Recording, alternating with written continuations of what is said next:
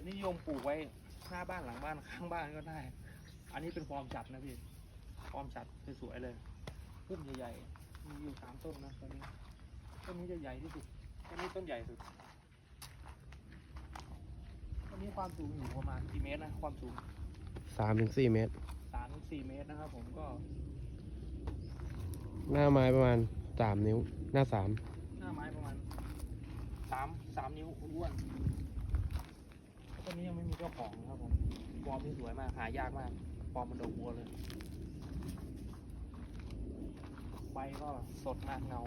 ใบก็เงาเลยแต่คนเริ่มเบื่อแล้วคนไม่ได้นอนก็ประมาณนี้นะครับพามาชมรอบต้นหน่อยพาชมรอบต้นหน่อย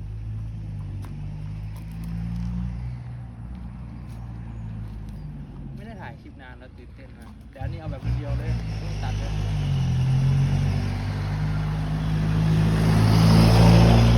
ด้านนู้นจะมีเป็นต้นกันเกากันเกา